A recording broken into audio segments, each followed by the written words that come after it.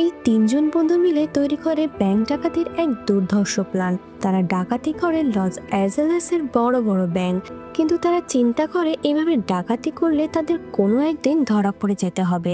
তাই তারা প্ল্যান করে একটি স্টেডিয়ামে ক্যাশ বক্স লুট করার জন্য, যেখানে কয়েকশো মিলিয়ন ডলার রাখা ছিল।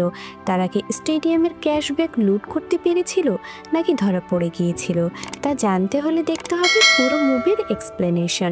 তো চলুন দেরি না করে আজকের মুভির এক্সপ্লেনেশন শুরু করা যাক। মুভির শুরুতে আমরা দুইজন পুলিশ অফিসারকে দেখতে পাই। সেই দুইজন পুলিশ অফিসারের কাজ ছিল শহরের প্রত্যেকটা ব্যাংকে টাকা ডিপোজিট করা। প্রতিবারের মতো এবারও তারা একটি ব্যাংকের টাকা ডিপোজিট করতে আসে, আর তার পাশেই গাড়ি নিয়ে ওই শহরের বিখ্যাত চোর ডাকাত আর তার পার্টনার সেই টাকাগুলো চুরি করার প্ল্যান করে যাচ্ছে। ডাকাতের সাথে যে পার্টনারগুলো ছিল তারা ছিল জেমস, আলবার্ট অ্যান্ড অ্যালন। কিছুক্ষণ পরেই সেখানে থাকা একজন পুলিশ টাকা ভর্তি একটি ব্যাগ নিয়ে পাশের সেই ব্যাংকে প্রবেশ করে। সাথে সাথে ডাকাত এবং তার পার্টনাররা বড় বড় গান নিয়ে সেখানে ঢুকে পড়ে। নিজেদের সেফটির কথা ভেবে তারা মুখে মাস্ক পরেছিল।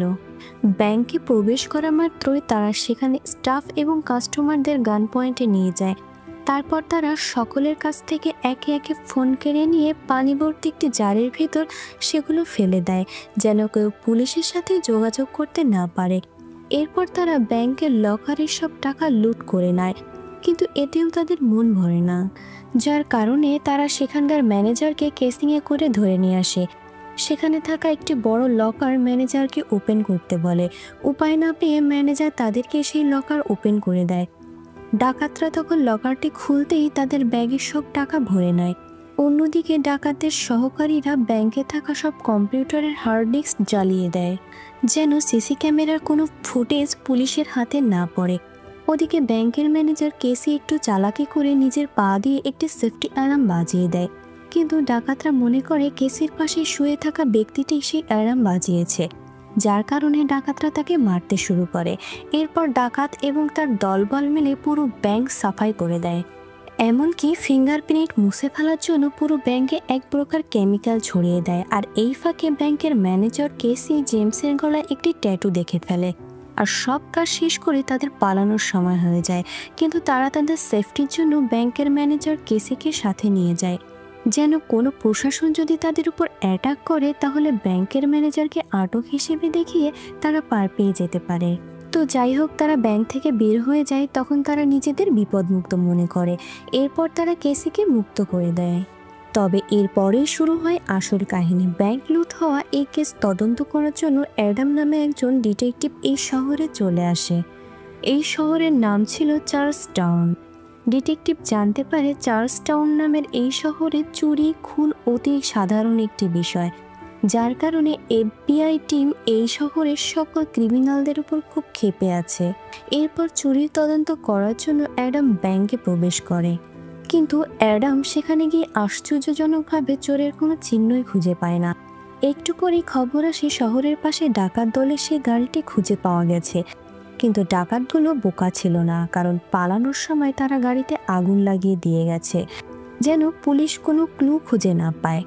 সেদিন ব্যাংকে থাকা কোনো কাস্টমার ডাকাতদের সম্পর্কে কিছু বলতে পারছিল না, কারণ ডাকাতরা মুখে মাস্ক পরেছিল।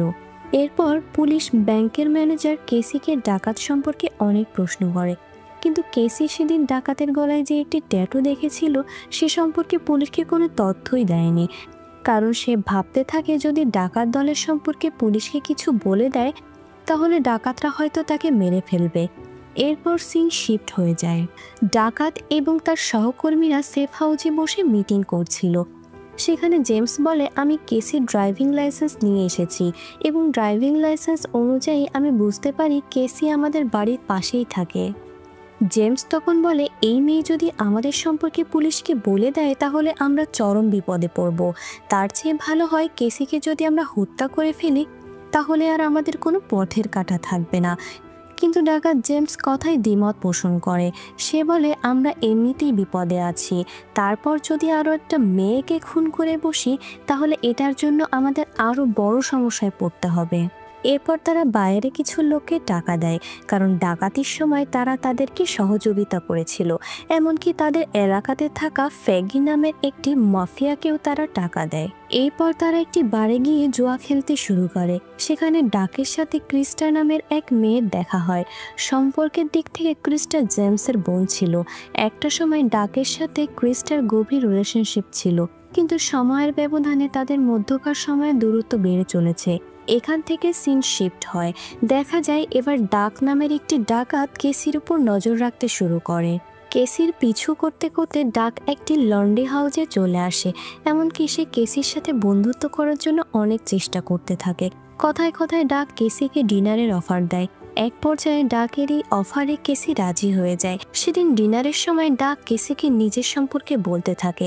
সে কেসিকে বলে, আমি একটা কনস্ট্রাকশন কোম্পানিতে জব করি, সেখানে সকাল থেকে সন্ধ্যা পর্যন্ত আমাকে ডিউটি করতে হয়। কেসি তখন নিজের সম্পর্কে বলতে থাকে। সে বলে, আমি একটি ব্যাংকের ম্যানেজার হিসেবে আছি।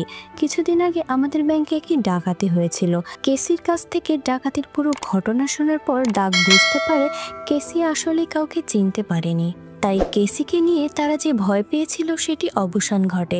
পরের সিনে আমরা দেখতে পাই ডাক জেমসকে বলতে থাকে, কেসিকে নিয়ে আমাদের কোনো টেনশন নেই, কারণ আমাদের কাউকে কেসি চিনতে পারেনি। একটু পরেই দেখা যায় ব্যাংক ডাকাতির তদন্তে আসা সেই ডিটেকটিভ একজন লোককে উড়াধুরা পেটাচ্ছে। এই সময় জানা যায় সেদিন ব্যাংকের সেফটি অ্যালার্মের সিস্টেম নষ্ট করে রাখা ছিল।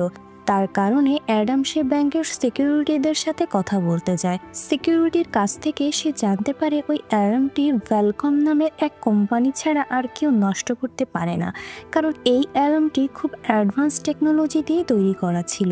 আর অ্যালার্মটি সম্পর্কে শুধুমাত্র ওই কোম্পানিই জানতো, যার কারণে অ্যাডাম এবার সেই ওয়েলকম কোম্পানির সকল সদস্যদের নিয়ে তদন্ত করতে শুরু করে। কিছুদিনের মধ্যেই অ্যাডাম জানতে পারে যেদিন ব্যাংকে ডাকাতি হয়েছিল সেদিন ওয়েলকম কোম্পানির একজন সদস্য ছুটিতে ছিল। অ্যাডাম আরও গভীরে তদন্ত করতে শুরু করে। এরপর সে জানতে পারে শহরের যে কোনো ব্যাংক ডাকাতির সময় এই এমপ্লয়ি ছুটিতে থাকে। আসলে ওয়েলকম কোম্পানির এই সদস্য ছিল ডাকাতদের বন্ধু এলডান। এলডেন হ্যাকিংয়ে খুবই এক্সপার্ট ছিল। পরের সিনে দেখা যায় ডাক আর কেসি একটি রেস্টুরেন্টে বসে আছে। সেখানে কেসি ডাককে বলে, সেদিন ব্যাংক ডাকাতির সময় আমি একজন ডাকাতের গলায় ট্যাটু দেখেছিলাম, কিন্তু আমি এই বিষয়ে পুলিশকে জানাইনি, কারণ আমি কোনোভাবে বিপদে পড়তে চাই না। তখন ডাক বলে, তুমি যা করেছো ঠিক করেছো। আর এই সময় তাদের দুজনের মুখে হাসি দেখে বোঝা যাচ্ছিল তারা একে অপরের প্রতি প্রেমে পড়েছে। একটু পরে কেসির বাড়ি যাওয়ার সময় ডাককে বলে, আমি প্রতিদিন বাড়ি যাওয়ার সময় ভিন্ন ভিন্ন রাস্তা ব্যবহার করি, কারণ এই রাস্তায় আমাকে কিছু গুন্ডা প্রতিদিন বিরক্ত করে, যার কারণে ডাক কেসিকে বাড়িতে রেখে আসে। তারপর সে জেমসকে নিয়ে সেই গুন্ডাগুলোর বাড়িতে যায়, যারা কিনা কেসিকে রাস্তায় বারবার বিরক্ত করত। গুন্ডাগুলো যখনই তাদের রুমের দরজা খুলে, সাথে সাথে ডার্ক আর জেমস তাদের ওড়াধুরা মারতে শুরু করে। জেমস তখন তার পিস্তল বের করে একজনের পায়ে গুলি করে দেয়, কিন্তু এত কিছুর পরেও জেমস জানতো না যে তারা কেন এই গুন্ডাগুলোকে পেটাচ্ছে, কারণ ডার্ক চাইতো না কেসি আর তার রিলেশনশিপের বিষয়টা আর কেউ জানুক। এরপর একদিন ডার্ক আর কেসি একটি রেস্টুরেন্টে বসেছিল। হঠাৎ সেখানে জেমস চলে আসে। জেমসের আশায় ডার্ক ভয় পেয়ে যায়, কারণ জেমসের গলায় থাকা সেই ট্যাটু যদি কেসি দেখে ফেলে তাহলে সবাই ধরা খেয়ে যাবে, আর যার কারণে ডার্ক জেমসের গলায় হাত রেখে সেখান থেকে চলে যায়। রাতে ডার্ক যখন বাসায় ফিরে সে দেখতে পারে জেমস তার উপর খুবই রেগে আছে। জেমস বলে, তুমি এমন এক মেয়ের সাথে ঘোরাফেরা করছো যে কিনা যে কোনো সময় আমাদের জীবনের কাল হয়ে দাঁড়াতে পারে। ডার্ক তখন জেমসকে বলে, কেসি আমাদের সম্পর্কে কিছুই জানে না। আমি আজ থেকে এই চুরি ডাকাতি ছেড়ে দিচ্ছি আর কেসিকে নিয়ে এই শহর থেকে অনেক দূরে চলে যাব। তোমরা কি ভাবছো ডার্ক কি চুরি ছেড়ে দেবে? আরে না, গল্প তো এখনো বাকি আছে। ডার্ক যখন তার গার্লফ্রেন্ডকে নিয়ে দূরে কোথাও চলে যেতে যায়, ঠিক তখনই জেমস তাকে আবারও একটি চুরির অফার দেয়। তবে ডার্ক কোনোভাবে জেমসের কথায় রাজি হয় না। সে বলে কোনোভাবে সে আর চুরি ডাকাতির সাথে থাকবে না। জেমস তখন তাকে বলে, আমি কেসি সম্পর্কে কাউকে কোনো কিছু বলবো না, কিন্তু তোমাকে এই চুরি করতেই হবে। তবে এবার জেমসের এই কথা শুনে ডার্ক আবারও রাজি হয়ে যায়। তবে এবার তারা কোনো ব্যাংক ডাকাতি করবে না, এবার তারা টাকা ভর্তি একটি গাড়ি চুরি করবে। আর এই চুরির প্রস্তুতি নিতে তারা প্রথমে একটি সেলুনে যায় এবং সেখান থেকে চুল সংগ্রহ করে। এরপর তারা তাদের হাত ভালোভাবে স্যানিটাইজ করে যেন কোনোভাবেই তাদের ফিঙ্গারপ্রিন্ট না থাকে। তারা যেখানে চুরি করতে যাবে সেখানে আগে থেকেই তারা সবকিছু নজরে রেখেছিল। এরপর যখনই টাকা ভর্তি গাড়িটি বাইরে বের হয়ে আসে ঠিক তখনই ডার্ক একজন গার্ডকে গান পয়েন্টে নিয়ে নেয়। আর অন্যদিকে জেমস সেই গাড়ি থেকে টাকার ব্যাগগুলো তাদের গাড়িতে তুলে নেয়। কিন্তু হঠাৎ করে একজন গার্ড এলডেনকে তাদের গান পয়েন্টে নিয়ে নেয়। ঘটনা এবার পুরোপুরি তাদের প্ল্যানিং এর বাইরে চলে যায়। জেমস তখন কোনো কিছু না ভেবে সেই গার্ডকে গুলি করে হত্যা করে ফেলে। এরপর তারা টাকা ভর্তি সেই ব্যাগগুলো নিয়ে গাড়িতে উঠে বসে। সঙ্গে সঙ্গে সেখানে পুলিশ চলে আসে। জেমস তখন রীতিমতো পুলিশের উপর গুলি চালাতে শুরু করে। তখন অ্যালবার্ট তার ড্রাইভিং স্কিলকে কাজে লাগিয়ে গাড়িকে বিমানের গতিতে শহরের ফাঁকা গলিগুলোর মধ্য দিয়ে চক্কর কাটতে থাকে। একটু পরেই তারা একটি ফাঁকা জায়গায় গিয়ে তাদের গাড়ি পরিবর্তন করে ফেলে। পাশাপাশি তাদের সেই পুরনো গাড়িটিকে আগুন লাগিয়ে দেয়। এরপর তারা তাদের নতুন গাড়িটি নিয়ে আবারও পালাতে শুরু করে। ওদিকে ডিটেকটিভ অ্যাডাম এই চুরির খবর পেয়ে যায় আর শহর থেকে বেরোনোর একমাত্র ব্রিজ সে বন্ধ করে দেয়। কিন্তু অ্যালবার্টের ড্রাইভিং স্কিল এই সব কিছুর ঊর্ধ্বে ছিল। ব্রিজ বন্ধ করার আগেই অ্যালবার্ট রকেটের গতিতে শহরের বাইরে বেরিয়ে যায়। রাস্তায় তারা সেই সেলুন থেকে নেওয়া চুলগুলো ছড়িয়ে ছিটিয়ে রেখে যায় যেন পুলিশ এই চুলগুলো কুড়িয়ে ভুলভাল ডিএনএ তথ্য পায়। তবে শহরের বাইরে যেতেই একজন পুলিশ তাদেরকে দেখে ফেলে, কিন্তু পুলিশ তাদেরকে কিছুই করে না, কারণ সেই পুলিশের কাছে কোনো অস্ত্র ছিল না।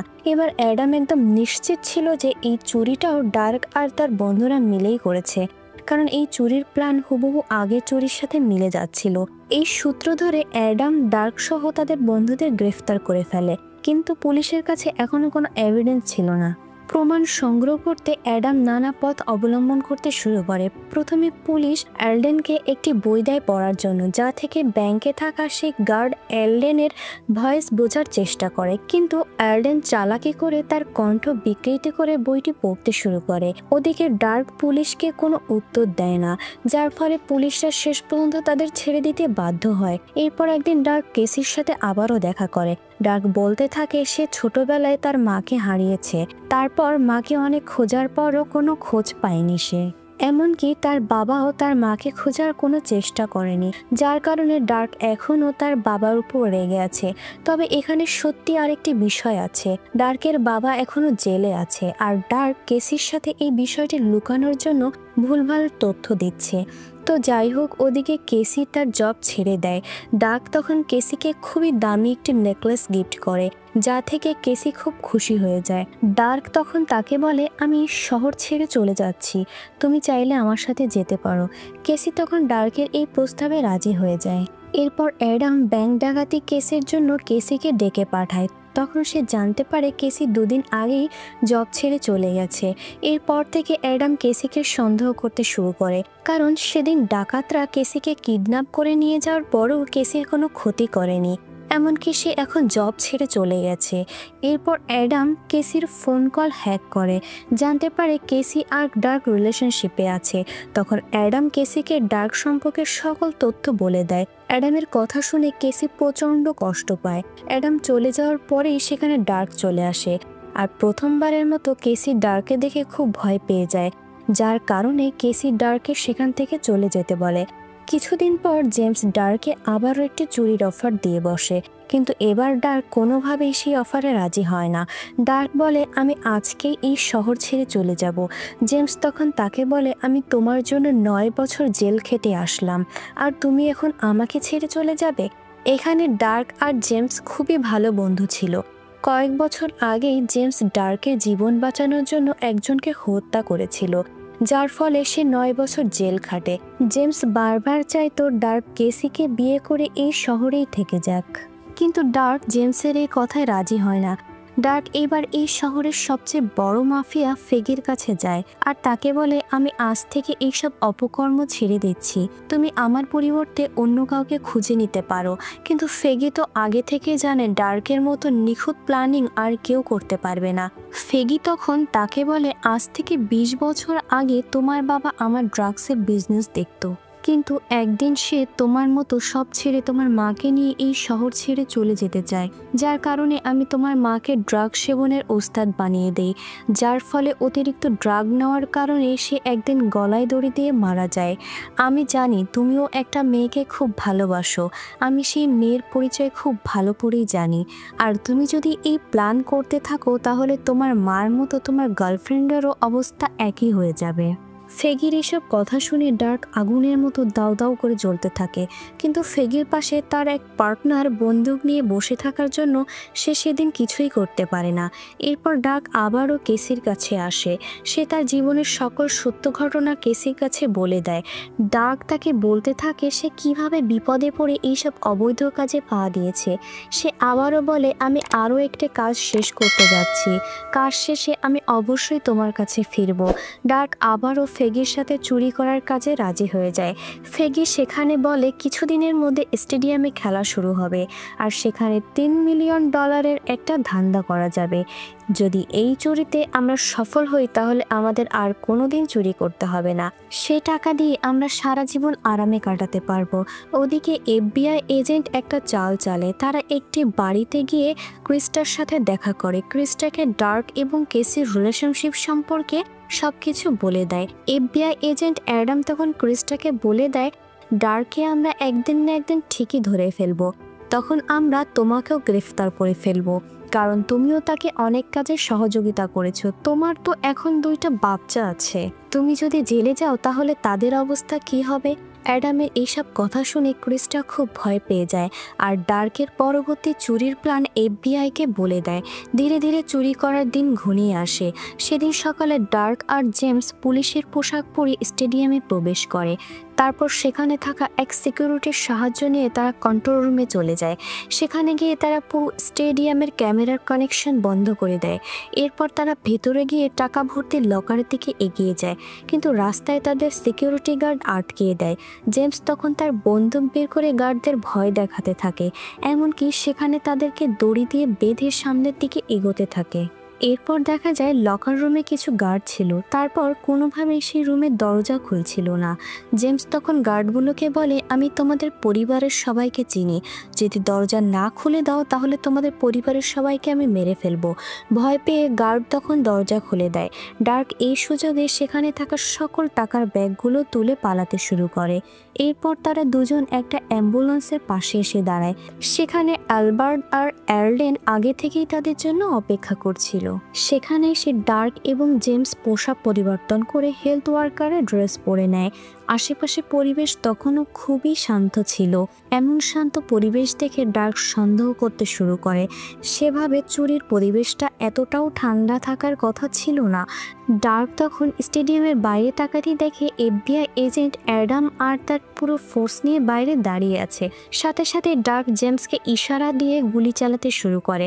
ডার্ক তখন স্টেডিয়ামের বিপরীতে ফায়ার করতে শুরু করে, কিন্তু সেখান থেকেও কিছু পুলিশ তাদের উপর হামলা করে দেয়, যা দেখে তারা বুঝতে পারে এবার পুলিশরাও তাদের চারদিক থেকে ঘিরে ফেলেছে। সে সময় তারা দুজন মিলে এলোপাথারি গুলি করতে শুরু করে। হঠাৎ একটি গুলি অ্যালবার্টের বুকে এসে লাগে, কিন্তু অ্যালবার্ট এবারের মতো বেঁচে যায়, কারণ সে বুলেট প্রুফ জ্যাকেট পরেছিল। একটু পরে আরেকটি গুলি এসে অ্যালডিনের মাথায় গিয়ে লাগে, সাথে সাথে সেখানে অ্যালডেন মারা যায়। তখন অ্যালবার্ট বলে, আমি গাড়ি নিয়ে এখান থেকে পালিয়ে যাব, পুলিশ ভাববে আমরা সবাই এই গাড়িতে আছি, কিন্তু তোমরা পুলিশের ড্রেস করে এখান থেকে নেমে পালিয়ে যাবে।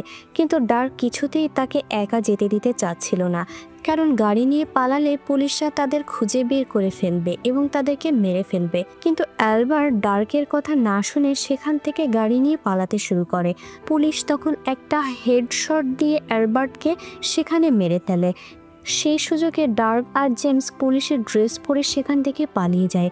একটু পরে অ্যাডাম বুঝতে পারে ডার্ক এবং জেমস পুলিশের ড্রেস পরে সেখান থেকে পালিয়ে গেছে।